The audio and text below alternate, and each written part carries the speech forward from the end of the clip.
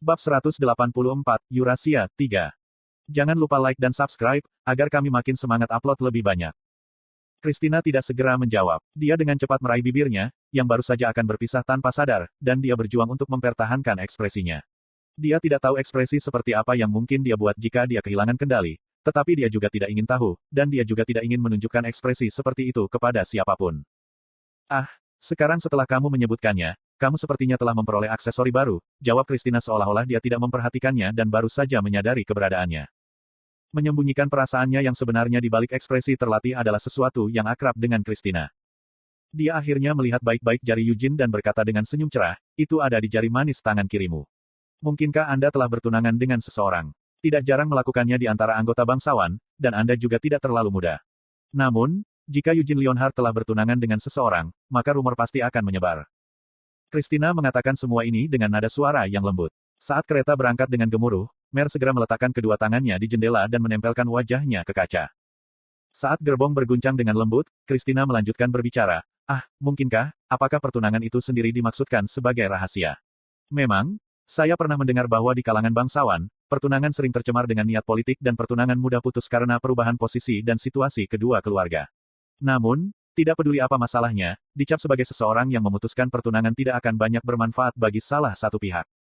Christina memiliki senyum cerah yang menyembunyikan arah pandangannya. Namun, Eugene dapat mengetahui bahwa mata biru di balik bulu matanya yang tebal itu jelas menatap jari-jarinya. Itu sebabnya kamu harus menyimpan rahasia itu dengan sangat erat, lanjut Christina. Tentu saja, melihat bagaimana mereka sangat berhati-hati dengan reputasi mereka pasti adalah keluarga aristokrat berpangkat tinggi, dan bagi mereka untuk mendapatkan pertunangan dengan seseorang seperti Anda, Sir Eugene, yang harga sahamnya naik sebesar hari. Mereka pasti keluarga yang reputasinya sama atau bahkan melebihi klan Leonhardt, kan? Mungkinkah Anda telah menandatangani kontrak pertunangan dengan keluarga kerajaan? Alih-alih menjawab, Eugene hanya menyeringai. Christina benar-benar tidak menyukai tampilan senyum itu. Ekspresinya jelas dimaksudkan untuk membuatnya kesal. Dia hanya tidak mengerti mengapa Eugene menggunakan masalah cincinnya untuk menggodanya. Tidak, dia bukan seseorang yang bahkan bisa dia coba pahami sejak awal. Di samar, Christina sangat menyadari fakta bahwa Eugene Leonhardt bukanlah tipe orang yang dapat dipahami secara rasional. Dia adalah seseorang yang sangat kejam, tidak tahu malu, menjengkelkan, dan kekanak-kanakan sehingga mustahil untuk percaya bahwa dia adalah keturunan dari klan Leonhardt yang bergengsi dan pahlawan yang dipilih oleh Dewa Cahaya. Mau tidak mau saya berpikir bahwa waktu pertunangan ini agak terlalu sempurna. Tepat setelah kita berpisah, kamu memenangkan duelmu di Arot melawan Master Menara Hijau, Generik Osman. Dan baru-baru ini, di Kiel, Anda berhasil bertahan di hadapan Putri Raksasa, lalu mencapai prestasi luar biasa dengan memenangkan 4 kemenangan beruntun melawan Ksatria Naga Putih. Karena semua tindakan ini telah meningkatkan reputasi Anda, wajar saja jika keluarga kerajaan dari berbagai negara mungkin ingin menjalin hubungan dengan Anda, Sir Eugene, komentar Christina. Apakah begitu? Eugene menjawab dengan malas. Ya, sementara saya merasa cincin itu agak terlalu polos untuk memperingati pertunangan dengan bangsawan, saya kira cincin berornamen yang terlalu mencolok tidak pantas untuk pertunangan rahasia, kata Christina, setelah berhasil meyakinkan dirinya sendiri. Bahwa Eugene telah bertunangan dengan anggota keluarga kerajaan. Tapi siapa itu? Apakah itu putri dari Kiel? Night Princess of Simuin juga muncul di benakku. Dia dikatakan berpenampilan cantik, dan dia seumuran dengan Eugene. Mengumpulkan ketenangannya, Christina berjanji, Tuan Eugene, jika Anda akhirnya mengadakan upacara pernikahan, saya pasti akan hadir dan memberikan restu secara langsung. Namun, Sir Eugene, tolong jangan lupakan fakta ini. Sebanyak saya ingin menghormati kebebasan Anda dalam pernikahan, Anda adalah pahlawan yang diramalkan oleh wahyu dari Dewa Cahaya. Tolong ingat itu dulu sebelum. Eugene akhirnya memotongnya. Terima kasih atas ucapan selamatnya, tapi ini bukan cincin pertunangan, tahu? Hah? Christina meremas. Kapan aku pernah mengatakan bahwa itu adalah cincin pertunangan, sekarang sungguh. Eugene menyeringai ketika dia mengangkat cincin di jarinya dan menunjukkannya padanya. Itu hanya cincin ajaib. Petik 2. Kenapa kamu menyimpan cincin seperti itu di jari manis kirimu? Christina terdiam, berusaha menahan diri. Bukannya saya ingin memakainya di jari ini, hanya saja orang yang memberikannya kepada saya menempelkannya di jari ini sebagai bagian dari kontrak, jelas Eugene. Dan kenapa kau baru memberitahuku sekarang? Apakah kamu lebih suka jika aku tidak memberitahumu itu? Kening Christina berkerut dan mulai berkedut. Dia mencengkeram ujung roknya dengan erat, lalu menghapus ekspresi terkejut di wajahnya. Menelan amarah yang membuncah di dalam dirinya, Christina mengatupkan kedua tangannya di depan dada untuk berdoa. Maksudku adalah, kenapa kamu tidak mengatakan itu sejak awal daripada menunggu sampai sekarang? Christina menjelaskan. Eugene ragu-ragu, ya, maksud saya. Bukankah terserah saya apakah akan mengungkapkannya di awal atau di kemudian hari? Tapi karena kamu sangat terlambat menjelaskan dirimu sendiri, aku salah paham dan meributkannya, kata Christina dengan gigi terkatup. Saya meluangkan waktu untuk menjelaskan dengan tepat karena menurut saya kesalahpahaman Anda menarik. Aku Eugene dengan jujur.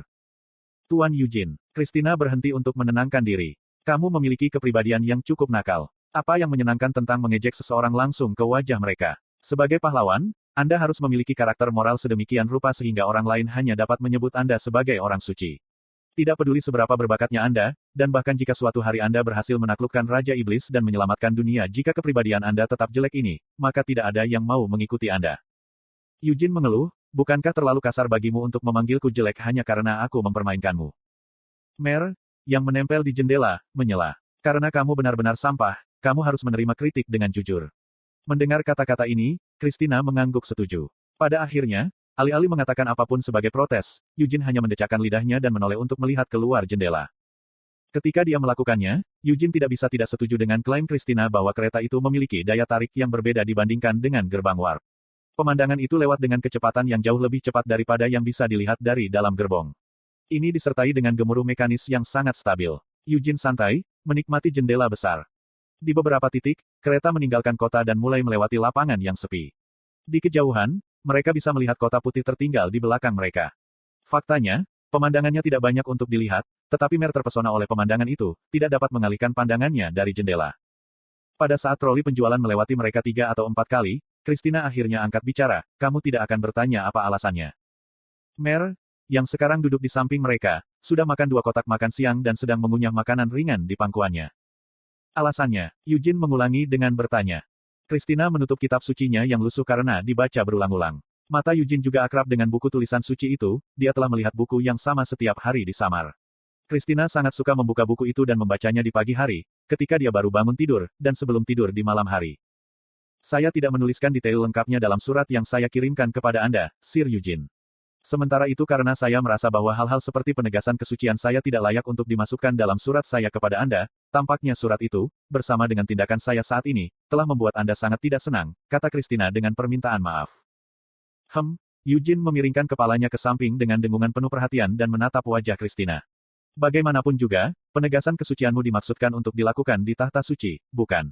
Lalu mengapa kita harus pergi ke Tresia? Akan lebih nyaman untuk tetap tinggal di Eurasia. Itu karena ada beberapa hal yang perlu disiapkan, jelas Christina.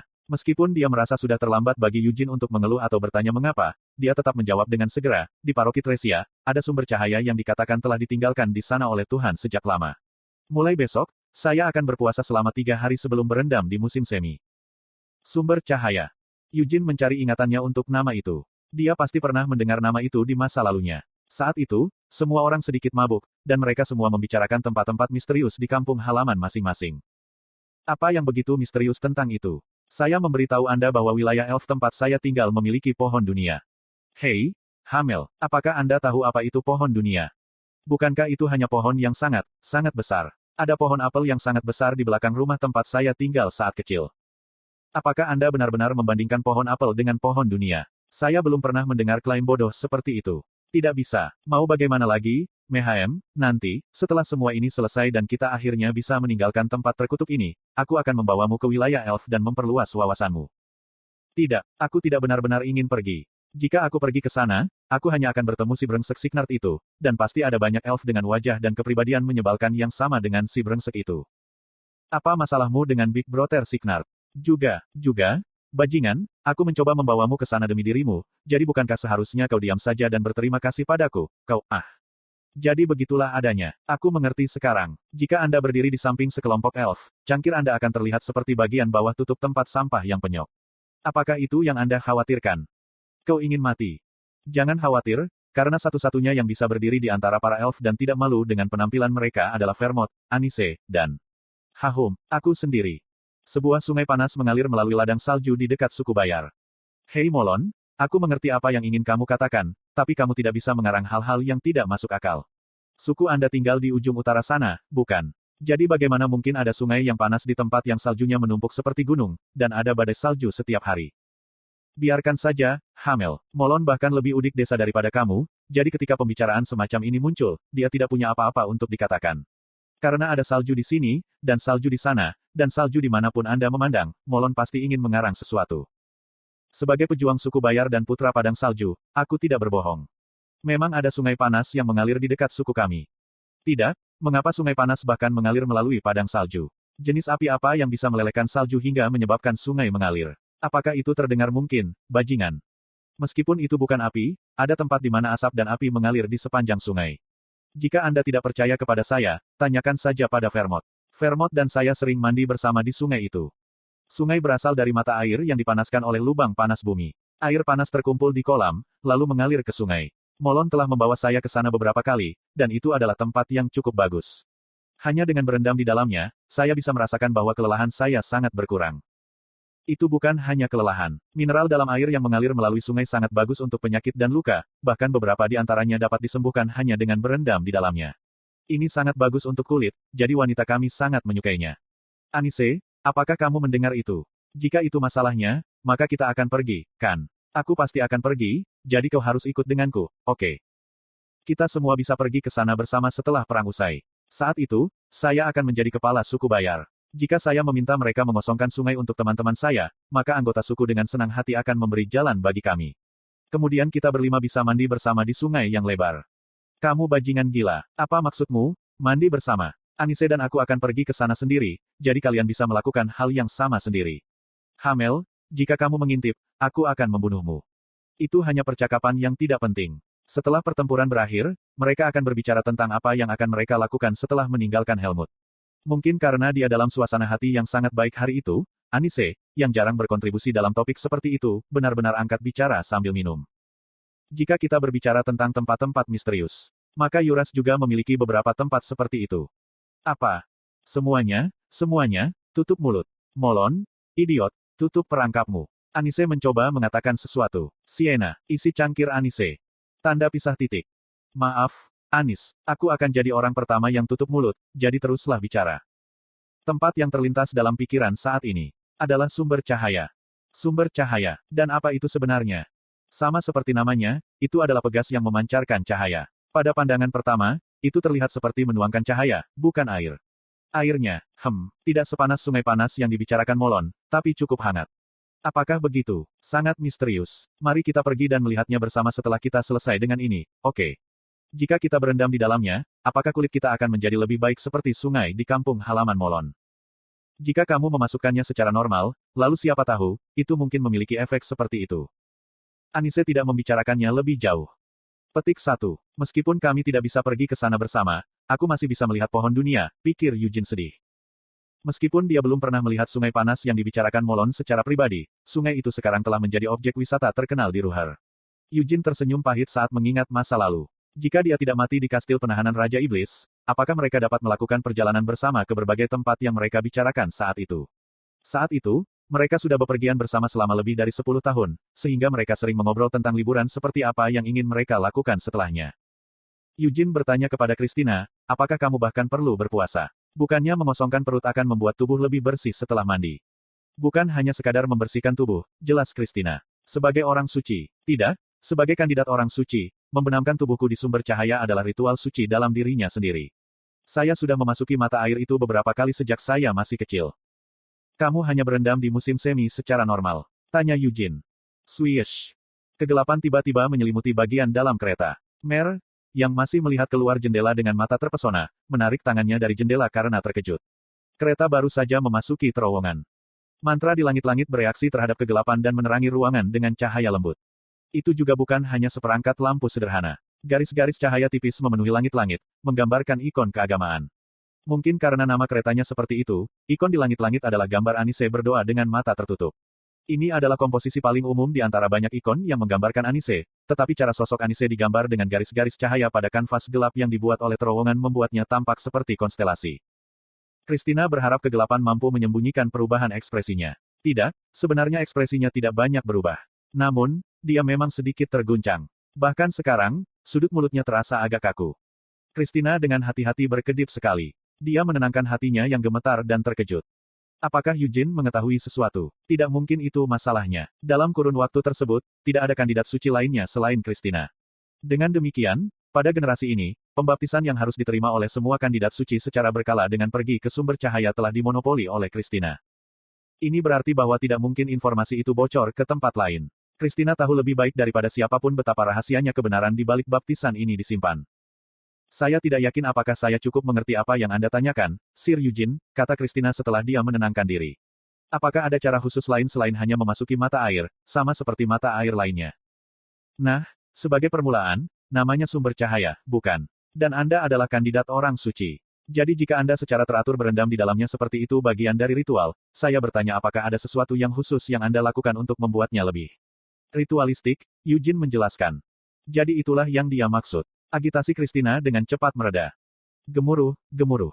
Kereta terus bergulir dalam keheningan selama beberapa saat. Suara mendesing. Saat keluar dari terowongan, kegelapan terangkat. Saya memakai jubah putih, Christina akhirnya menjawab. Jubah putih, Eugene mengulangi. Ya, Christina menegaskan, yang berbeda dari jubah pendetaku yang biasa. Saya harus mengenakan jubah yang seluruhnya berwarna putih dari atas sampai bawah sebelum saya memasuki mata air. Sesampai di sana, saya tidak akan bisa mengganti pakaian saya atau meninggalkan mata air selama 3 hari ke depan. Konten iklan. Bagaimana jika Anda lapar atau haus selama waktu itu? Tanya Eugene. Christina menggelengkan kepalanya, proses menahan hal-hal itu adalah bagian dari ritual. Tapi bagaimana jika kamu perlu pergi ke kamar mandi? Mer, yang sedang melihat keluar jendela, membentak untuk mengajukan pertanyaan tumpul. Kamu tidak membiarkannya keluar sedikit demi sedikit, kan? Ekspresi Eugene kusut mendengar kata-kata ini, dan dia menoleh untuk melihat Mer. Christina bahkan tidak berusaha menyembunyikan perubahan ekspresinya kali ini. Matanya melebar saat dia memelototi Mer, yang hanya mengangkat bahu dan tersenyum polos. Maafkan aku, Mer meminta maaf. Bagaimanapun, aku harus kembali ke Tresia demi ritual ini. Christina mengubah topik pembicaraan. Tidak apa-apa, Eugene mengangguk. Kau punya alasan bagus untuk melakukan itu, dan mau bagaimana lagi? Tapi, kenapa kau memintaku untuk ikut denganmu hari ini? Anda bisa saja meminta saya untuk datang 3 hari kemudian ketika Anda dijadwalkan untuk memasuki Vatikan. Christina menarik napas dalam-dalam untuk menghentikan suaranya agar tidak bergetar dan berkata, Kardinal Rogeris telah meminta untuk bertemu dengan Anda, Sir Eugene. Mengapa? Tanya Eugene. Aku tidak tahu alasan pastinya untuk membuat permintaan ini, tetapi apakah sangat tidak biasa bagi seorang kardinal untuk ingin bertemu dengan sang pahlawan? Christina bertanya secara retoris. Eugene mengerutkan kening. Itu juga bisa ada hubungannya denganmu. Mungkin, Christina mengakui. Eugene menyelidiki, apakah Anda punya ide? Sejujurnya saya tidak. Padahal, suratku ke Rohana semuanya sudah dipantau, dan isinya sudah diperiksa, Christina memperingatkannya. Mantra sandi yang saya tempatkan pada surat kami tidak pernah rusak, kata Eugene dengan percaya diri. Bahkan di Menara Merah Sihir, itu adalah mantra tingkat atas yang sangat aman yang hanya diketahui oleh beberapa orang selain Eugene, Lovelian, dan Hera. Mantra ini dijamin akan meninggalkan jejak jika ada yang mencoba membuka kunci sandi dan kemudian mengenkripsi ulang teksnya. Eugene bahkan belum memberitahu Christina tentang metode dekripsi. Jadi, agar orang lain dapat menghilangkan mantra pada surat itu, mereka harus dapat menemukan kode dekripsi dengan memeriksa bagian-bagian mantra yang terungkap di permukaan. Meskipun mengetahui prosesnya sebenarnya tidak mustahil, Eugene pasti akan memperhatikan jika mereka mencoba mengenkripsi ulang menggunakan kode yang sama. Namun, sampai sekarang, tidak ada surat yang dikirimkan Christina kepadanya yang menunjukkan tanda-tanda seseorang merusak mantra sandi. Namun, saya tidak yakin apakah Kardinal tahu bahwa surat yang saya kirim ke Rohana diteruskan kepada Anda, Tuan Eugene, gumam Christina sambil menjabat tangannya. Bukankah kamu mengatakan bahwa dia adalah teman yang bisa diandalkan? Eugene bertanya dengan prihatin. Memang benar bahwa dia satu-satunya teman yang tetap berhubungan dengan saya sejak meninggalkan biara, tetapi Kardinal Rogeris mungkin bertindak lebih jauh dengan mengawasi Rohana, Christina berspekulasi. Eugene berkomentar sinis, ayah angkatmu cukup paranoid. Karena penampilan saya telah menerima perlakuan khusus sejak saya masih muda, kata Christina sedih. Kemiripannya dengan Anise saja sudah cukup untuk menarik perhatian, tetapi di atas itu, Christina bahkan ternyata adalah kandidat suci. Tidak, mungkin Kardinal telah meramalkan masa depan seperti itu untuknya ketika dia mengambil Christina sebagai putri angkatnya. Dengan fakta bahwa hanya ada satu kandidat suci di generasi ini, ditambah dengan betapa miripnya penampilan Christina dengan Anise, tidak mungkin Eugene tidak memiliki kecurigaannya sendiri. Meskipun dia tidak merinci secara spesifik, Christina memang mengatakan bahwa dia tahu bahwa saya adalah pahlawan karena menerima wahyu, kenang Eugene. Paus atau para kardinal lainnya, yang juga menerima stigmata, bisa saja menerima wahyu tentang kelahiran seorang santo. Eugene tidak yakin tentang negara lain, tetapi hal seperti itu pasti mungkin terjadi di kerajaan suci ini. Apakah Anda tersinggung? Christina bertanya dengan hati-hati. Naik apa? Jawab Eugene. Dengan fakta bahwa aku tidak memberitahumu tentang itu sebelumnya. Jika saya benar-benar tersinggung dengan itu, saya tidak akan naik kereta sejak awal. Saya bukan orang idiot, jadi saya kira itu adalah hal seperti ini sejak Anda meminta saya untuk pergi ke paroki Tresia bersama-sama. Christina ragu-ragu. Namun, apa? Eugene memotongnya. Sekarang semuanya sudah berjalan sejauh ini, haruskah aku melompat dari kereta? Atau mungkin saya harus turun di stasiun berikutnya? Apakah itu lebih nyaman bagimu? Christina tidak segera menjawab ketika Eugene menanyakan pertanyaan-pertanyaan ini sambil menyeringai.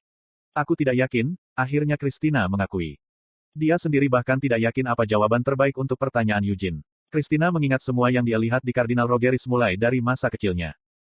Jika Anda mengatakan ingin turun di stasiun berikutnya, maka saya tidak akan mencoba menahan Anda, Sir Eugene. Karena semua yang telah terjadi adalah penghinaan bagimu, dan rasanya aku mencoba menyeretmu dengan paksa, aku Christina.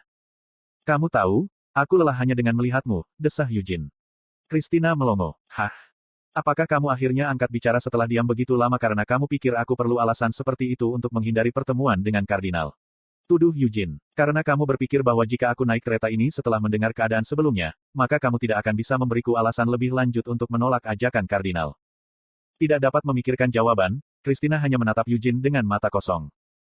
Eugene meyakinkannya, juga, bahkan jika kamu telah memberitahuku alasanmu mengundangku di awal, dan aku menolak untuk pergi bersamamu, itu tidak akan menjadi masalah besar. Apa yang bisa mereka lakukan jika saya bilang saya tidak mau? Hanya saja para kardinal mungkin menganggapku bajingan yang kasar. Adapun orang lain, semua yang mereka pikirkan adalah bahwa para kardinal yang mulia ingin bertemu seseorang secara langsung, hanya untuk pemuda kasar itu membuang kesempatan dengan menolak. Itu, Christina mencoba mencari argumen. Itulah mengapa saya mengatakan bahwa Anda sangat melelahkan, kata Eugene. Datang dengan alasan hanya untuk kepentinganmu, bukan milikku. Jika Anda memberitahu mereka bahwa Anda melakukan kesalahan, menghina saya, dan memaksa saya untuk pergi di tengah perjalanan kami. Anda percaya bahwa Anda akan dapat melindungi posisi saya sebagai pahlawan sementara hanya kesalahan Anda yang terungkap. Sesekali, Christina sulit percaya bahwa pemuda yang duduk di depannya sebenarnya 3 tahun lebih muda darinya. Apakah benar-benar perlu menyiapkan alasan seperti itu demi aku? Mengapa Anda begitu khawatir tentang saya bertemu dengan ayah angkat Anda? Apa menurutmu Kardinal Rogeris merencanakan untuk menyiksaku dan memaksaku untuk menyerahkan pedang suci? Eugene bertanya padanya. Bukan itu, Christina tergagap. Tidak mungkin itu terjadi, kan? Hanya saja secara pribadi, saya merasa sedikit. Apa itu? Desak Eugene. Christina tampak tertekan, ekspresinya berubah. Tangannya yang gemetar mencengkeram lututnya erat-erat. Aku takut, aku Christina. Dari apa? Tanya Eugene. Saya khawatir Kardinal Rogeris mungkin memberi tahu Anda beberapa informasi yang tidak perlu tentang saya, Christina perlahan mengungkapkan. Apa yang dia maksud dengan itu? Eugene berkedip kaget, sangat terkejut dengan jawaban Christina sehingga dia bahkan lupa untuk mengajukan pertanyaan lanjutan. Petik 2. Apa yang kamu bicarakan tentang hal-hal seperti fakta bahwa kamu memompol saat masih kecil? Eugene dengan hati-hati bertanya. Tentu saja tidak. Alih-alih itu, yang saya khawatirkan dan takutkan adalah bahwa Kardinal Rogeris mungkin mencoba untuk secara paksa menciptakan dan memutar ikatan yang saya coba buat dengan Anda, Sir Eugene, akhirnya Christina mengaku. Ikatan yang ingin kamu bangun denganku adalah ikatan antara pahlawan dan orang suci, kan? Selain itu, apa lagi yang ada? Pada akhirnya, bukankah ikatan yang ingin diatur oleh Kardinal Rogeris untuk kita adalah jenis ikatan yang sama? Petik 2. Aku adalah orang suci. Aku juga orang yang seharusnya menjalin ikatan dengan pahlawan, Sir Eugene. Saya pertama kali bertemu dengan Anda karena wahyu dari Tuhan, dan begitu juga saya menjadi orang suci, desak Christina. Christina sendiri tidak sepenuhnya mengerti apa yang dia coba katakan. Ketakutan dan rasa jijik yang tersembunyi di alam bawah sadarnya menyebabkan emosi yang membingungkan ini. Dia hanya tidak ingin Kardinal Rogeris dan Eugene bertemu. Dia tidak ingin ikatan di antara mereka putus karena itu. Tapi apakah itu saja? Pada akhirnya, apakah benar Christina tidak ingin mengecewakan Eugene? Christina telah diberitahu tentang pahlawan sejak dia masih kecil. Di gereja cahaya, pahlawan disebut penjelmaan cahaya, jadi kemanapun pahlawan pergi, akan selalu ada cahaya. Paroki Tresia adalah tempat tinggal Christina setelah dia diadopsi dan meninggalkan biara dan sampai dia menjadi uskup pembantu Alcarte 10 tahun yang lalu. Tampaknya menjadi tempat yang damai dan tenang, sebagaimana layaknya sebuah paroki yang diperintah oleh seorang kardinal. Namun, bagi Christina, berbeda. Melalui wahyu, dia telah merasakan kehadiran Tuhannya. Dia telah melihat Eugene mengeluarkan pedang suci tepat di depannya. Dengan itu, dia yakin akan keberadaan sang pahlawan. Pahlawan itu akan tinggal di paroki Tresia, sementara dia terbenam di sumber cahaya. Aku, Christina terdiam, tidak tahu harus berkata apa. Karena kecurigaan yang diangkat oleh Eugene, Christina dengan hati-hati memantau kegiatan kardinal dan dengan hati-hati melihat sekeliling paroki setiap kali dia harus datang dan pergi dari Vatikan. Semua ini telah membuat Christina merasakan kepuasan yang terpelintir, meskipun itu hanya pertunjukan perlawanan kecil. Dia belum benar-benar mencapai banyak hal, tetapi dia masih merasa puas dengan melakukan sedikit yang dia miliki. Bahkan sekarang, itu masih sama. Sambil menyiapkan alasan untuk Eugene, dia benar-benar berharap bahwa dia akan turun di stasiun berikutnya. Jika Eugene benar-benar meninggalkannya, Kardinal Rogeris pasti akan kecewa pada Christina, dan itu akan membuat Christina sedikit puas. Memang, hanya itu saja. Christina mengabaikan perasaan yang terus menggelegak di alam bawah sadarnya. Permintaan maaf saya, sepertinya alasanku kabur sesaat karena beban tugas yang ada di depanku. Tolong jangan khawatir tentang itu lagi, pinta Christina. Mer melirik wajah Christina melalui pantulan di jendela. Terlihat jelas kondisi Christina agak aneh. Meskipun Eugene terus menatap Christina dengan mata menyipit, dia menolak untuk mengatakan lebih jauh. Seolah ingin menunjukkan bahwa dia tidak ingin ikut serta dalam percakapan lagi, Christina membuka kitab suci yang telah dia taruh sebelumnya dan melanjutkan membacanya. Ikatan, katamu, Eugene mendengus dan meletakkan dagunya di tangannya. Daripada ikatan antara pahlawan dan orang suci, aku lebih memilih ikatan antara satu orang dan orang lain. Christina tetap diam. Eugene melanjutkan, karena ikatan seperti itu jauh lebih dalam dan lebih tulus. Vermont telah menjadi pahlawan bagi semua orang, tetapi bagi Hamel, dia hanyalah Vermont yang menjengkelkan. Sienna pernah menjadi Arquizard, tetapi bagi Hamel, dia hanyalah Sienna yang bengis dan bermulut kotor. Molon adalah kepala pejuang suku Bayar, tetapi bagi Hamel, dia hanyalah Molon yang bodoh. Anise adalah orang suci, tetapi bagi Hamel, dia hanyalah Anise yang beralkohol dan berbahaya seperti ular. Mereka semua merasakan hal yang sama terhadap Hamel juga. Bodoh, bajingan, idiot, dan beberapa kata sifat lainnya di atas itu, tetapi pada akhirnya, dia hanyalah Hamel. Ikatan yang menghubungkan kelima orang itu 300 tahun yang lalu adalah ikatan yang persis seperti itu. Eugene, tidak, Hamel yakin akan hal itu. Kereta tiba di paroki Tresia tepat saat malam tiba. Meskipun saat itu malam hari dan langit gelap, jalanan diterangi. Eugene sudah mulai memperhatikan ini bahkan sebelum mereka tiba, karena dia telah melihat kota melalui jendela ketika mereka masih jauh, tapi kota ini benar-benar memiliki terlalu banyak lampu. Karena sebagian besar bangunan berwarna putih, cahaya dari lampu jalan di setiap jalan terasa lebih terang. Mereka benar-benar berlebihan dengan resepsi, dengus Eugene ketika dia melihat keluar jendela.